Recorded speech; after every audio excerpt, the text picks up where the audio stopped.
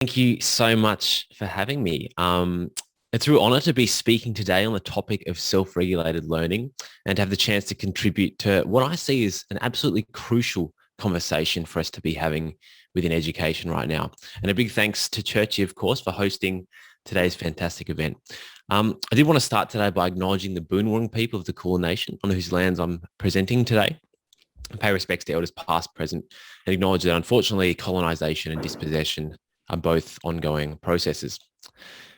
Today, I look forward to sharing with you some thoughts on the opportunities, challenges, and active ingredients for self-regulated learning. This will be less of a practical tips kind of a presentation and more of a presentation based at the level of principles that lie at the heart of effective implementation of self-regulated learning at all levels.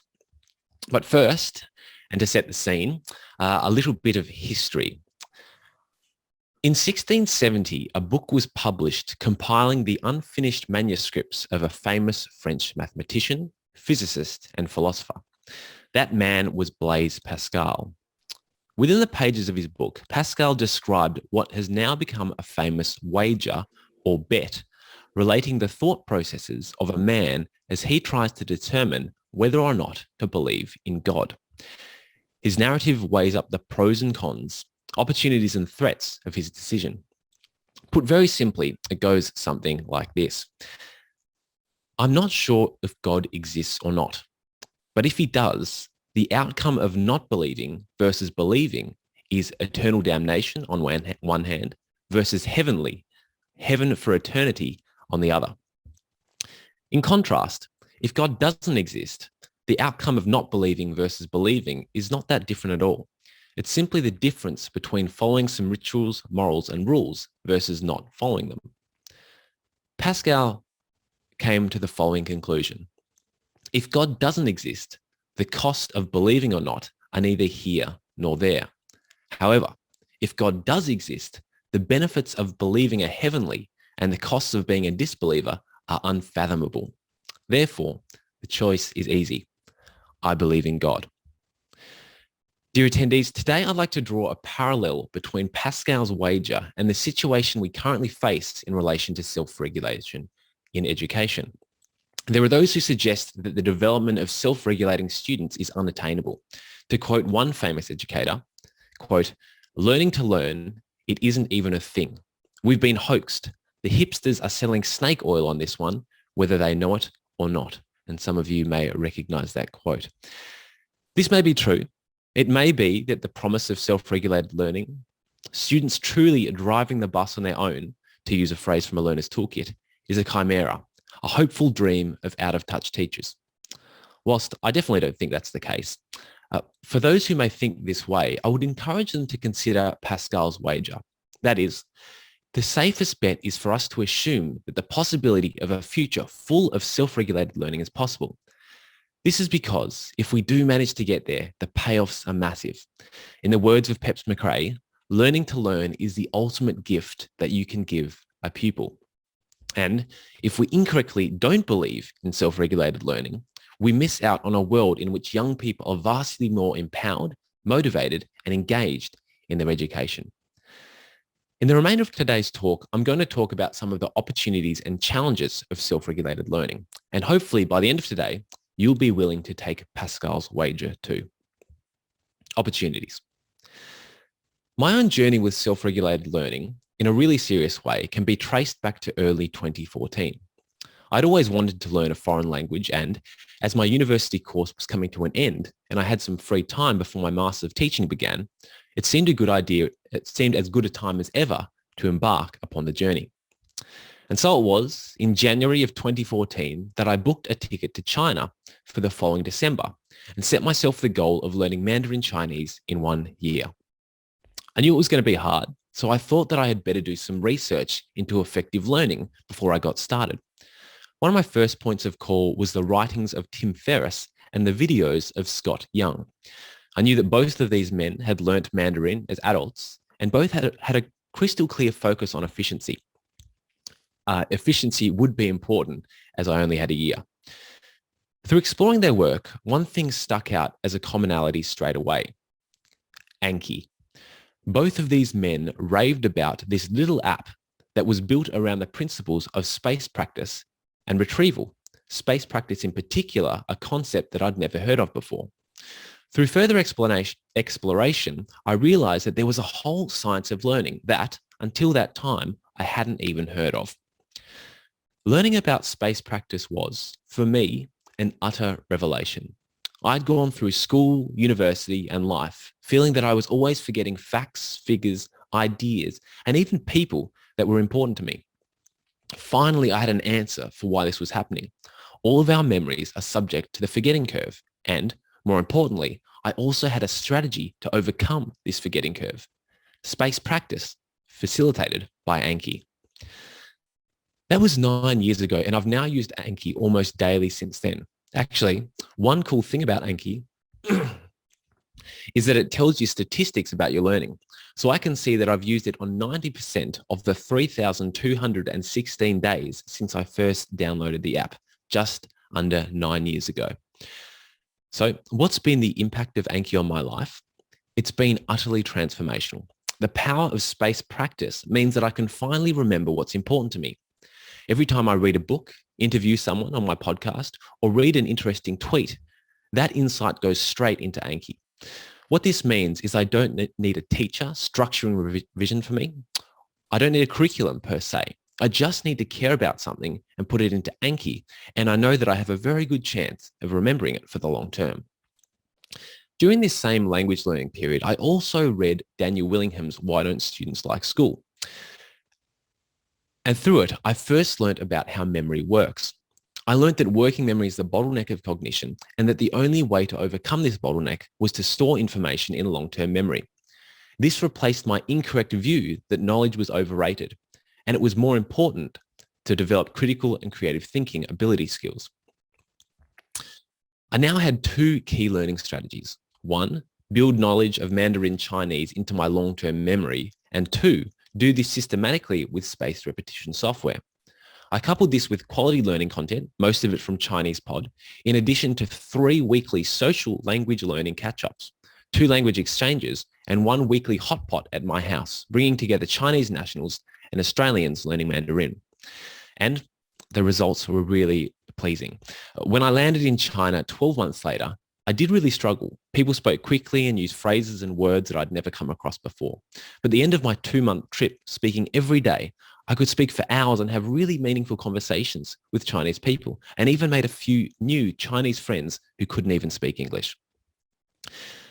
My project to learn Mandarin Chinese and all that it entailed was by far the most rewarding learning project of my life. And it's definitely up there with the most rewarding projects that I've ever embarked upon. The joy that comes from setting a learning goal, independently working out how to get there, and then achieving it is, for me at least, deeply nourishing and fulfilling. And so, I suggest, this is the upside to belief captured within Pascal's wager. If we can unlock this learning power in our students, what awaits them is a long string of engaging and rewarding learning journeys ahead. I could talk about many other potential benefits of self-regulated learning, like potential efficiency gains from moving from lockstep lectures to more effective asynchronous information transfer, or the ability to widen subject offerings when we do this. But I only have limited time, so let's continue on to challenges.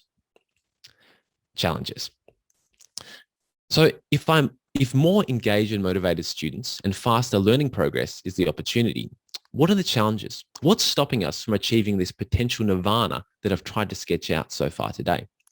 There are 4 challenges that I'd like to touch upon today. These are just some of the many barriers to large-scale adoption of self-regulated learning. These 4 challenges are as follows: epistemic beliefs, crystallization, the learning pressure paradox, and opportunities for self-regulation. Number 1, epistemic beliefs. Epistemic beliefs are the beliefs that learners hold about knowledge and learning.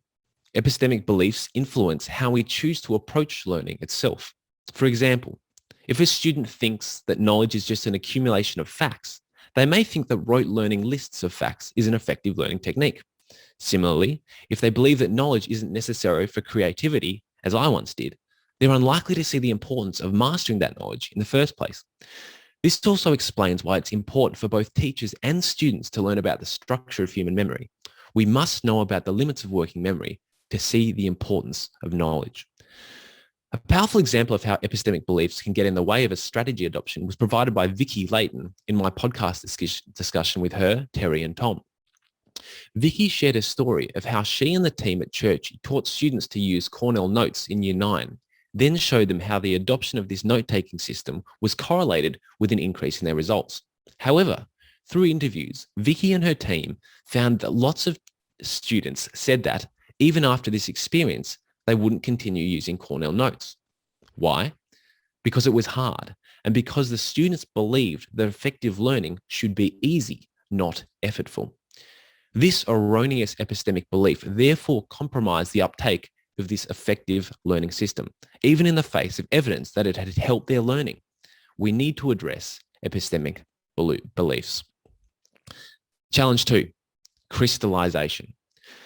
As humans, we are creatures of habit, and as time goes on, habits become more and more ingrained. Students spend over 2,500 days at school during their schooling career, and this is a serious chunk of time during which learning habits form. What this means is that, put simply, the older our students are, the more firmly their study habits and beliefs are likely to be ingrained. This makes it harder and harder for us to change or influence them as they grow. If we're really serious about creating self-regulated learners, we need to start early.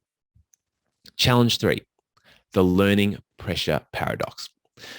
What I'm calling the learning pressure paradox refers to the fact that the higher the learning pressure and the more that assessments count, the less students are willing to deviate from what they've done in terms of what their learning strategies have been in the past. When the stakes are high, such as when preparing for their end of school exams, students are rightfully wary of changing the learning practices that they've been using for years. The paradox is as follows. Just when students need these effective strategies the most is the time that they're least likely to be willing to try them. Similar to crystallization, this tells us that early intervention is key, as early on within their schooling journey is just when they're less likely to fall victim to the learning pressure paradox. And finally, on the topic of challenges, opportunities for self-regulation. Students cannot self-regulate unless we provide them with opportunities to do so. The learning pressure paradox isn't only present at the student level, it also presents at the school level too. As schools, we're measured by our students' success on externally graded tests. And if our students do poorly, it reflects poorly on us. It's much safer for us to stick to highly specific and directive methods that we've seen worked in the past. But this is a trap. The more that we try to control learning, the less that our students have the opportunity to learn the lessons that they need in order to become self-regulated learners. Training for self-regulated learning must be highly structured, but it also needs to be phased and needs to culminate with opportunities for students to use the new strategies that they've learned in a truly self-regulated way. We need to provide our students with opportunities to self-regulate. Now, we've looked at some opportunities. We've looked at the challenges. I'd now like to turn to ingredients to success. I'd like to dedicate the final portion of today's talk to talk about some of these active ingredients to self-regulated learning that I feel are often overlooked. These ideas do come from the research, but they also come from my own experience pursuing independent learning projects. These 3 ideas to self-regulated learning success are as follows. Self-regulated learning is best served socially. Self-regulated learning is a cycle. And thirdly, meta-curiosity is the fuel that drives the self-regulated learning cycle. Ingredient 1, self-regulated learning is best served socially. Whenever somebody asks me for advice about learning a foreign language, the first thing that I say to them is not use spaced practice software Anki. It's actually get a language exchange partner and set up a language exchange each week. This is because the biggest barrier to learning a foreign language isn't a technical barrier, it's a motivational one. Especially for us Australians, isolated on a massive island and a plane trip away from any other country that speaks a different national language, it's extremely easy for positive intentions about learning a foreign language to fade into obscurity as life is taken up by much more pressing matters. However, If we make our learning projects social with a weekly check-in with one or more language exchange partners, our brain automatically prioritizes the learning project and sees it as relevant. For me, as mentioned, I made learning Mandarin social by hosting a hot pot with overseas and local friends each week to socialize and speak Mandarin. This regular catch-up was a driving force behind my continued motivation to get better. Each week, I wanted to improve, then to share with my new friends the progress that I was making. Social sharing of learning projects is a powerful force to drive the adoption of self-regulated learning. And there is also a host of research that's introduced a social element to research around self-regulated learning and has found it to be extremely effective. Success ingredient number 2, self-regulated learning is a cycle. One of the biggest mistakes that I think we make when we try to teach students successful learning strategies is to present these strategies to them as some final foolproof formula for effective learning. An effective lifelong learner is not someone who has a fixed method of learning. They are a person who has an attitude towards learning and a process for planning, monitoring, and reflecting that enables them to tackle new and unique learning challenges.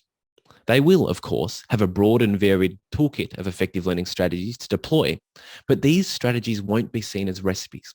They will rather be seen as a set of principles that can be applied and adapted flexibly to any new project. When we teach our students about self-regulated learning, it's actually more important for us to instill within them the idea that independent learning is a process of planning, monitoring, and reflecting than it is for us to teach specific strategies. If we overemphasize the strategies themselves, we risk reinforcing some of the epistemic beliefs that act as barriers to truly self-regulated learning. The dangers of seeing a single strategy as a final foolproof formula for effective learning is made clear through the example of Anki. The internet is littered with blog posts from learners who found this technology, were told that it would solve all their forgetting worries, only to find that it didn't work for them first time round. These blog posts are scathing, suggesting that space practice and retrieval are ineffective.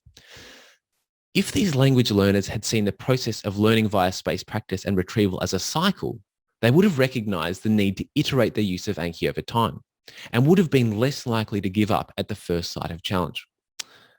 This brings me to the third and final ingredient to successful self-regulated learning that I'll be talking about today. The third and final ingredient. Meta-curiosity is the fuel that drives the self-regulated learning cycle.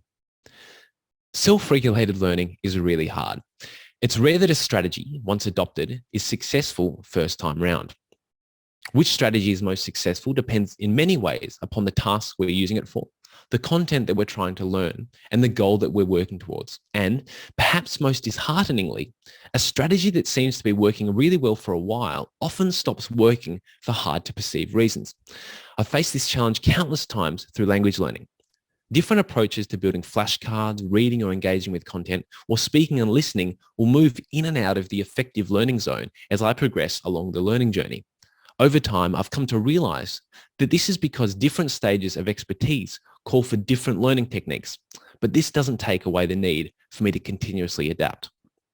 As a result, self-regulated learning is a constant process of problem solving, a constant encountering of learning barriers, and a constant effort to overcome them. In my experience, the only way to stay motivated in the face of this onslaught of challenges is to cultivate meta-curiosity. Many authors such as Sophie von Stum have argued for the importance of intellectual curiosity as a driver for intellectual achievement. But expert self-regulated learning needs a higher level of curiosity, what I'm calling meta-curiosity. Meta-curiosity is a curiosity not just about the content of the learning endeavor, but also a curiosity about the learning process itself. Meta-curiosity is being curious about the process of learning. When a learning strategy stops working, or when first struggling to master a new learning strategy, a learner without metacuriosity is likely to become disheartened, frustrated, and to lose motivation. In contrast, a learner with high metacuriosity will find it interesting to inquire into the causes of their lack of success. They will find it just as exciting to solve the learning process challenge as they do to make progress towards their learning goal. Metacuriosity is the fuel that drives the self-regulated learning cycle. It means that going through the cycle itself is an intrinsically rewarding process, and that overcoming learning challenges is a project of discovery rather than disheartenment. Where to start? We've covered a lot today. In this address, I have argued that the quest to teach self-regulated learning can be likened to Pascal's wager. While many may argue that it's an unattainable goal, I believe that the most prudent bet is for us to work towards the assumption that it's possible and to strive wholeheartedly to achieve it. This is because if we are successful, the learners that we stand to unlock will far surpass what we currently see in mainstream schooling. But the challenges that we face are many and varied. Today, the challenges that I've highlighted include epistemic beliefs or erroneous beliefs about what learning is, crystallization of these beliefs as students age, the learning pressure paradox, that is, the time at which students most need to use self-regulated learning skills are also the time that they're least likely to want to try something new. And finally, a lack of opportunities for students to practice self-regulated learning within standard teacher-led schooling. Today, I've also highlighted what I see as 3 key ingredients to the successful teaching of self-regulated learning. Firstly, we must serve self-regulated learning socially and build a supportive community of learners. Secondly, we need to emphasize that self-regulated learning is a cycle, not a collection of strategies. And finally, it's crucial to nurture meta-curiosity. Curiosity not just about learning content, but also about the learning process too. The way I put it is that meta-curiosity is the fuel that drives self-regulated learning. This talk today hasn't been a call to throw the baby out with the bathwater. The power of more traditional forms of instruction, such as highly specific and structured explicit instruction, still has a crucial place to play in education. Indeed, I've spent much of my career and dedicated a significant portion of my second book to exploring and explaining what high-quality explicit instruction can look like and the power that it has to change lives. Instead, my goal with this talk today has been to paint a picture of a possible future of education and to encourage us all to take steps, well-informed steps, to begin to make space for the opportunities and the possibilities that such a future holds. I'd like to finish today with a call to action. We cannot teach what we do not know.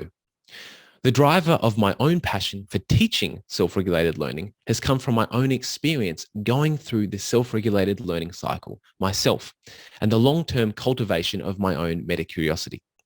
This doesn't automatically make me an expert teacher of self-regulated learning. Indeed, I'm still finding it incredibly hard to do so. But it does mean that I find constant motivation to keep pushing through when we do face those challenges in teaching self-regulated learning.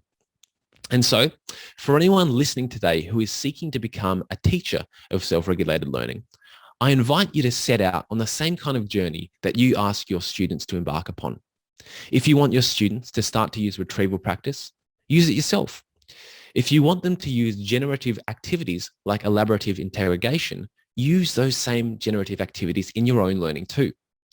And a great example for today, if you want them to use Cornell Notes, use Cornell Notes yourself for your own note-taking today for the rest of today's sessions. And if you find it doesn't seem to work, monitor, reflect, and bring meta-curiosity to the table to continue to refine your own practice as a self-regulated learner. Let's put our money where our mouths are. Let's take Pascal's wager and truly model the self-regulated learning process ourselves. Thank you. All right, thank you very much, Ollie. What we have is, I'm just checking whether or not you can see it. We have one question in the chat. Okay. I'll read it to you. Love the idea of social sharing of learning projects. Is there an example of it in the classroom in relation to self-regulated learning? Thanks, JB. Yeah, so the case there, I would say, is just getting students talking about the process of learning. So in Mark McDaniel's work, this often is simply a prompt to talk about, what have you got out of adopting this new strategy, or which new strategy would you like to use this week, or how did you feel in this last week when you adopted this strategy? Essentially just giving opportunities for students to talk about and be social about and share the success that they've had taps into that kind of social element.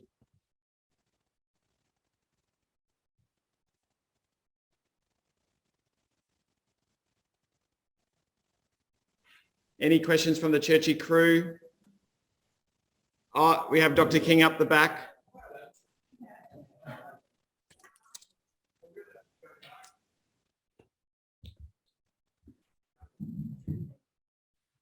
Ollie, Andrew King, teacher of maths. Thank you, that was absolutely fascinating, and I could see some amazing things in there. But like you, I could see some challenges too, and I guess I had two questions. One was about the age at which kids can self-regulate. I'm imagining grade 7s, not being able to do it without a lot of help. And the other is about, I guess, the school approach. Is it a top-down approach that directs it? Because it seems, if you don't do it fully, it's kind of, to use your betting language, a two-way bet. We're going to back both systems. We're going to go for the marks, and we're also going to do this. How do you get the balance right there? Hope that's okay, guys. Thank you. How'd you go with that, Ollie? Thanks. I got the first question, which was what's the age at which we can expect students to first self-regulate, but I didn't quite catch the second one. Terry, maybe you can paraphrase. So Dr. King was talking about the balance. Is that fair? Yeah, the balance. So as a teacher, I would be more than happy to just do self-regulated learning. But if at the end of the term, the marks of the question, which I understand they are, how do I strike the right balance? Does that need a top-down approach from the school to give us that balance? Yeah, great question. I would say first place to start is I don't have a definitive answer to either of your questions, unfortunately, and we are really at the forefront. I think church is at the forefront as well of exploring this area. In terms of your first question, the age, one of the reasons why I really wanted to emphasize the continued importance of explicit instruction is that getting students to the point of self-regulated learning is likely to require explicit instruction, especially in literacy. The ability to read and write is something that unlocks the ability to learn in a self-regulated way beyond almost anything else. So we're definitely going to need to be at the point where students can kind of read and write independently for them to engage in resources. And I'd say that self-regulated learning can start as early as then. It could probably even start earlier with other non-reading and writing based tasks, but it also depends upon the kind of scale, which I guess brings us to your second question around the balance.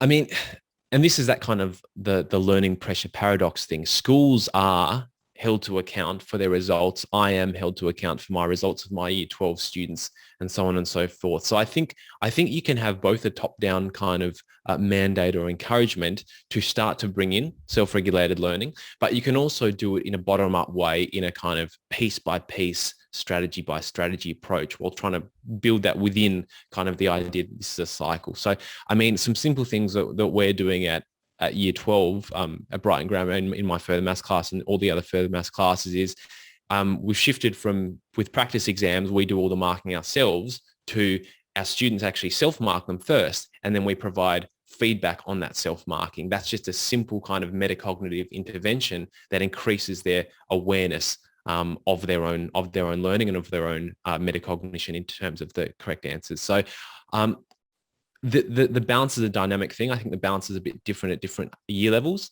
In year 8 at the moment, we're actually doing quite a demanding self-regulated learning intervention and approach where we've actually removed all explicit instruction for one unit to try to support and scaffold that self-regulated learning for students. So it's kind of balancing that learning pressure paradox and that challenge with opportunities, particularly in lower year levels. Hope that helps. Thanks very much, Ollie. Thank you very much for coming today. Obviously, self-regulated learning is really interesting. And obviously, there's a lot of distractions that happen within our environment. And that's a key element as well. I mean, in essence, when people have screens and mobile phones and on their computers, it makes it really hard to foster self-regulated learning on the way through. So thank you very much for that, Ollie. Thank you very much for giving your time today. Can we give Ollie a big round of applause?